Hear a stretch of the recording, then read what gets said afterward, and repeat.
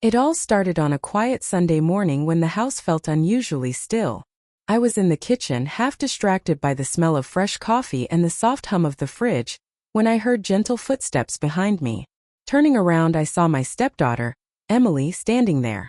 She didn't say a word at first, just walked closer until she brushed right against my arm. And then, instead of stepping back or excusing herself, she looked up and smiled. It wasn't a big, playful grin or an embarrassed laugh. It was a calm, quiet smile that seemed to say something I couldn't quite read. Emily had always been polite but distant, the kind of teenager who kept her thoughts locked away behind her phone screen or a pair of headphones. That morning, though, something felt different. Her smile didn't fade, and for a second it felt like time slowed down. I remember my hand tightening around the mug, the heat almost burning my palm, but I couldn't pull my gaze away from her face. It wasn't about romance or anything forbidden. It was something more unsettling, a mix of curiosity and unspoken questions hanging in the air. I asked if everything was okay, but she didn't answer. She just kept standing there, close enough that I could see the reflection of the kitchen light in her eyes. Then, almost as quietly as she had appeared, she turned and walked toward the living room, leaving me there with my thoughts spinning faster than the ceiling fan above. The smile, though, stayed in my mind, replaying itself like a scene from a half-remembered dream. The day went on, but the moment kept echoing back. I found myself glancing toward her room more often, wondering if she'd come out and say something. But Emily barely spoke, keeping her distance except for that one strange, silent moment in the kitchen. It made me question if I had imagined it, or if something had changed in the way she saw me, or the way I saw her. That night I couldn't sleep. Every small sound in the house felt louder. My thoughts kept drifting back to her smile, trying to make sense of what it meant. Was it a shy attempt to connect? Was she trying to share something she couldn't say out loud? Or was it something else entirely? The line between normal teenage awkwardness and something more mysterious felt thinner than ever. As the days passed, little things started to add to the tension. The way she'd pause at the door before leaving a room, or the way her eyes would linger just a moment too long. Each moment felt loaded with questions neither of us dared to ask. It wasn't about anything romantic or scandalous, but about something deeper, something unspoken that seemed to grow heavier with every quiet smile. And just when I thought I might be imagining it all, something happened that made me realize I wasn't. It was subtle, almost easy to miss, but it changed everything about how I saw that smile. What it was, I'm about to share next. But let's just say it left me more unsettled than I could have ever expected. In the days that followed, I couldn't shake the feeling that Emily's quiet smile had opened a door between us, one that neither of us knew how to walk through. I found myself remembering little things about her that I'd barely noticed before. The way she gently hummed to herself when she thought no one was listening, or how she always paused on the stairs, looking back as if she was about to say something but never did. Each small moment felt more important now, like pieces of a puzzle I hadn't known I was trying to solve. Our home had always been peaceful, almost too quiet sometimes. Emily had come to live with me and her mother 2 years ago, after her father passed away. At first, she'd kept her distance, burying herself in schoolwork and her phone. Her mother often worried, but I told her to give it time, that Emily would come around on her own. And in a way she did, but never fully. Her words were few, her expressions careful. That morning in the kitchen was the first time she let something unguarded slip through, and it left me questioning what I really knew about her. I tried to act normal, but it wasn't easy. Every time Emily walked into the room, I felt my heart skip, half expecting her to come closer again. But she didn't. Instead, there were new moments that added to the strange tension. Like the time she stood in the hallway, silently watching me for a few seconds before heading upstairs. Or how she'd quietly sit at the dining table, eyes lowered but lips curled into that same faint smile. It wasn't playful or teasing. It felt like she was waiting for me to notice something, to understand something she couldn't say out loud. One evening, as her mother was finishing work late, I found Emily sitting in the living room with the lights off. Only the soft glow of the TV lit up her face. I asked her if she wanted to talk, or if something was bothering her. She shook her head without looking at me, but her eyes seemed sad and tired, as if carrying a weight too heavy for her age. I didn't push her. Instead, I sat down on the other side of the room, the silence between us speaking louder than words. Days turned into weeks, and the air around us grew thicker with questions. I began to wonder if something had happened at school, or if it was something at home I couldn't see. Her mother didn't notice much, always buried in her phone or rushing between work calls. And Emily seemed to wait for moments when we were alone before letting her guard slip, just enough for me to notice. What troubled me most wasn't her silence. It was what felt hidden behind it. A part of me worried she was trying to ask for help in her own quiet way. Another part feared it might be something darker, something I wasn't ready to face. The smallest gestures, a glance, a pause, a smile, felt loaded with meaning I couldn't quite read. Every time Emily brushed past me or looked back over her shoulder, it felt like she was drawing me deeper into a mystery I didn't fully understand. And just when I thought things couldn't get stranger, something happened late one night that made me question everything all over again. But that's something I'll share in the next part of the story.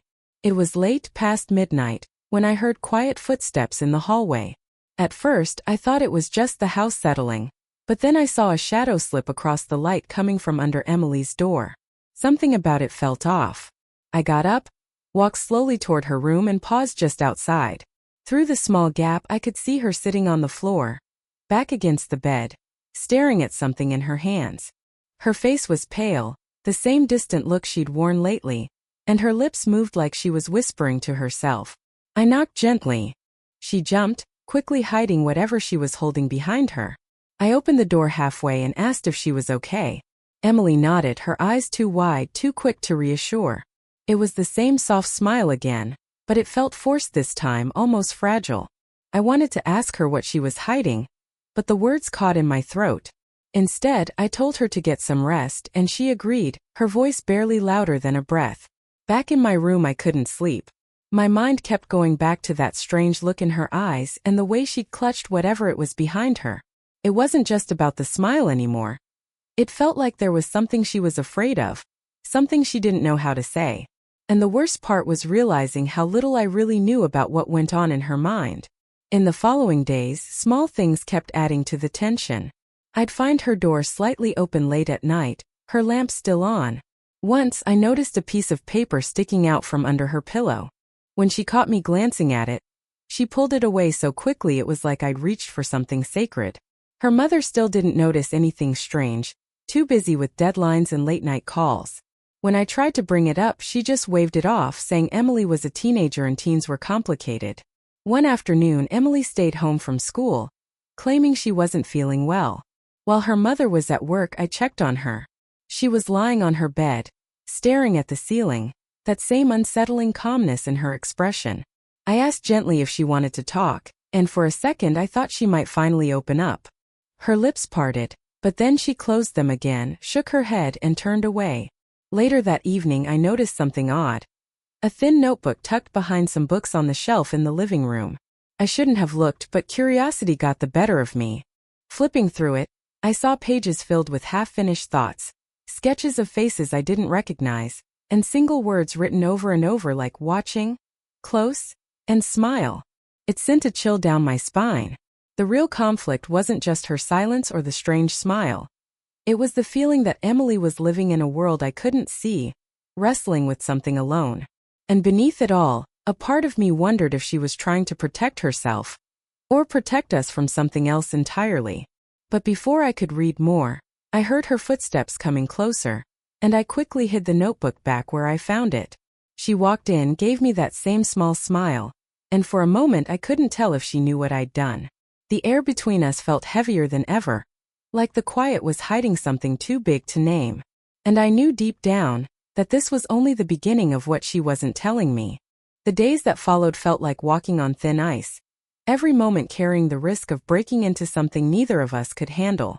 Emily's strange quietness grew heavier, and so did my worry.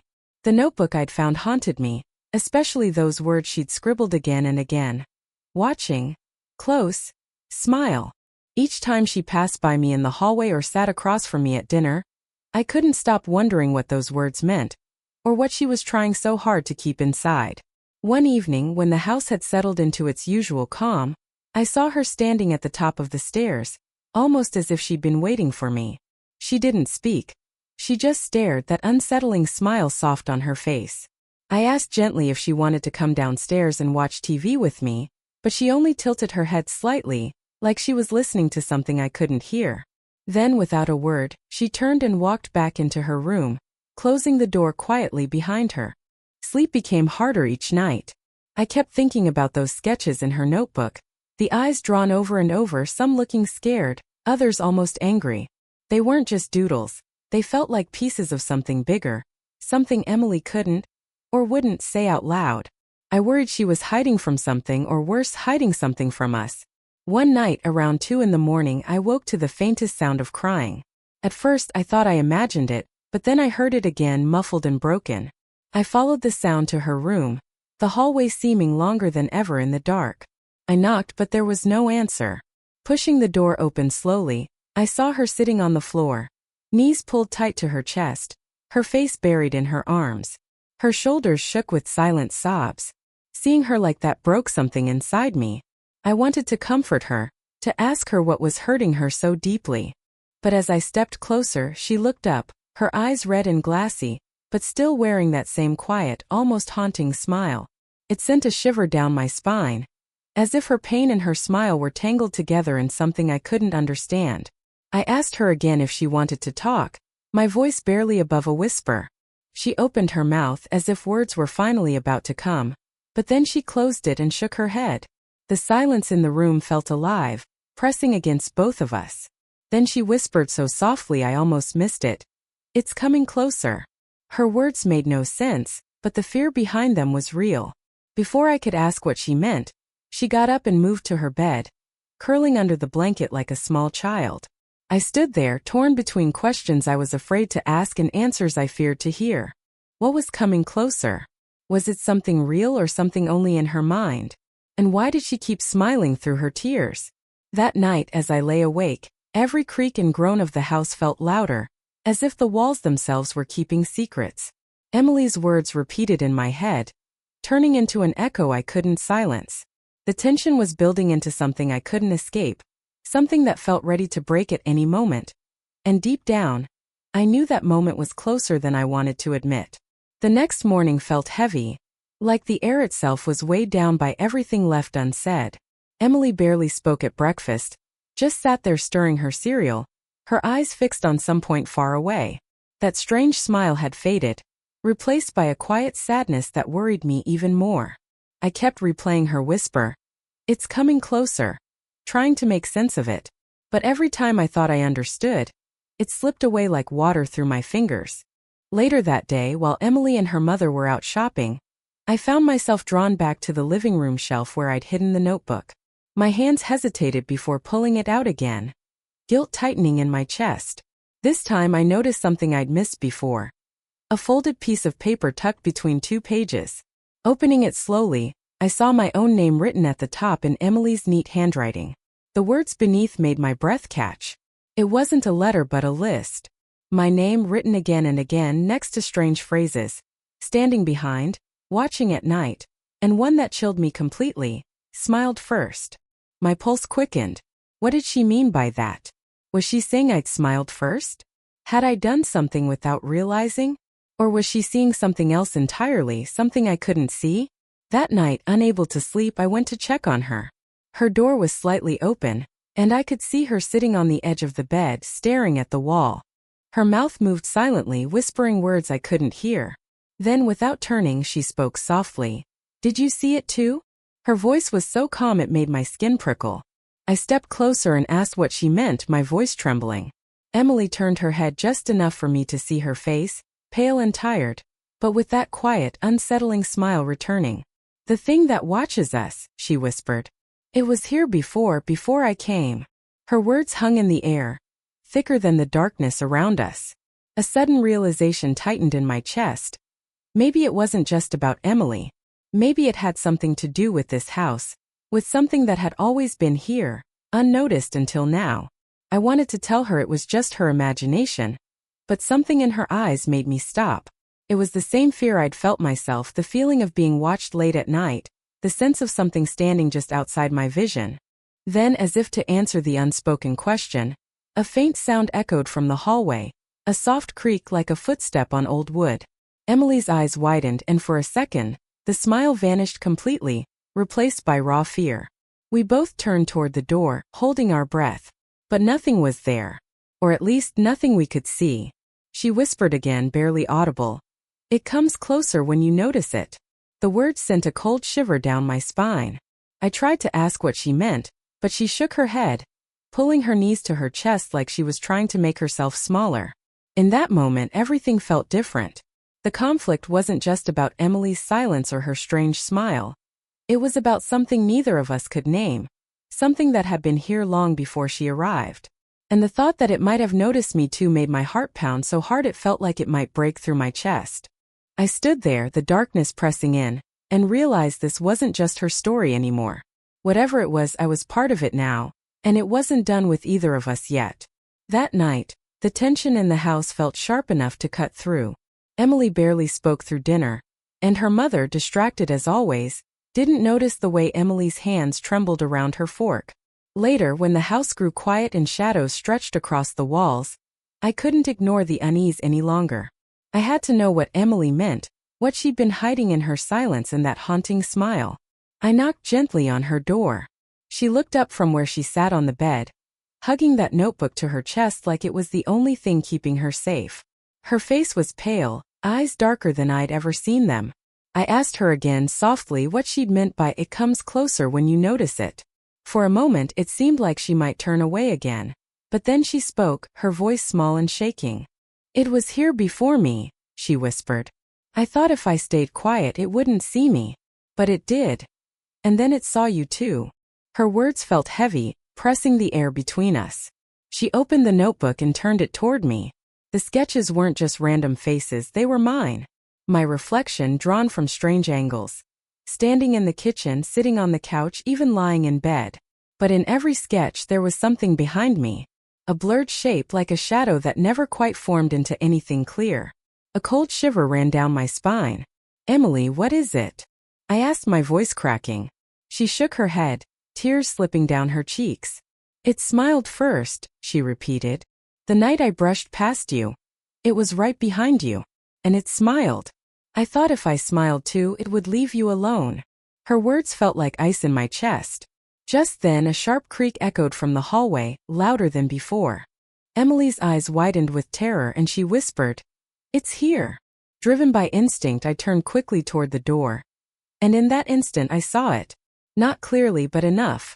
A shape dark and shifting, standing just beyond the doorway, like a shadow pretending to be part of the room. For a second it felt like it was smiling too, though it had no face to smile with. Heart pounding, I stepped in front of Emily, telling her to stay behind me. The air felt colder, like the room itself was shrinking around us. Emily whispered, "It wants to be noticed, that's how it comes closer." Her voice trembled and suddenly I understood. We'd been feeding it with our fear, giving it space to move closer every time we thought about it, every time we watched the shadows. Gathering what little courage I had left, I looked directly where the shape should have been and forced myself to speak. "I see you," I said quietly, my voice shaking. The shadow seemed to pause, and for the first time, it felt like the room itself took a breath. Then slowly it faded into the darkness, leaving only silence behind. Emily sobbed, the tension breaking at last. I hugged her, promising it was over, even though part of me wasn't sure. We stayed like that, the house strangely calm for the first time in weeks. But just as relief began to settle, Emily pulled back slightly, her voice barely a whisper. "It's gone," she said, her eyes still wide. "But it left something." Confused, I followed her gaze toward the mirror on the wall. And in the reflection, just for a second, I thought I saw a faint outline standing beside us, watching, waiting, and still smiling. For a long moment I couldn't move.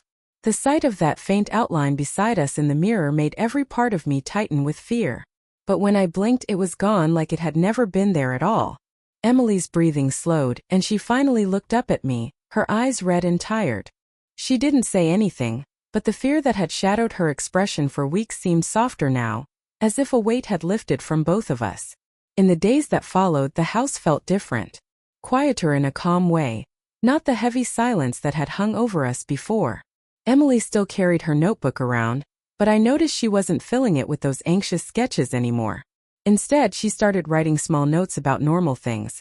Her day at school, songs she liked, moments that made her smile for real. Watching her change felt like watching someone finally come up for air after being underwater too long. One evening, while her mother was out again, Emily sat beside me on the couch. She didn't say much, but after a few minutes of silence she finally whispered, "I don't see it anymore." Her words were simple, but they meant everything. For the first time, she wasn't forcing that strange, quiet smile. Instead, it was small and real, like a light peeking through after a storm. It made me think back to how it all began. The morning she brushed past me and smiled without moving. I had thought that moment was about something unspoken between us, but it turned out to be about something neither of us could name back then. Emily had seen something I hadn't, something that had been lingering in the corners of our home. Her smile wasn't hiding a secret about us. It was her way of trying to protect me, even when she was terrified herself. Slowly, life returned to something close to normal. Emily laughed more often, and the haunted look in her eyes faded.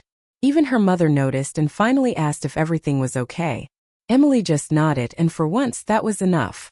I didn't tell her mother everything, partly because it sounded too strange, but mostly because it felt like a story that belonged to just Emily and me. Looking back now, I realize how fear can twist around what we see, turning shadows into monsters and silence into secrets. The thing that frightened us most had no real shape. It fed on our fear, our attention, and the space we unknowingly gave it. Once we stopped letting it control our thoughts, it lost its grip on us. Before we moved out of that house months later, Emily and I stood quietly in the living room one last time. She turned to me, her eyes calm, and said softly, "Thank you for seeing me." And in that moment I understood what had mattered most through it all. Not the shadow itself, but the fact that Emily had finally felt seen and not alone. As we locked the door and stepped into the morning light, I felt something close behind us finally fall away, like an old story ending. It reminded me that sometimes the scariest moments come not from what's really there, but from what we believe might be hiding just out of sight. And maybe, in the end, the real power is in facing the shadows together and without looking away.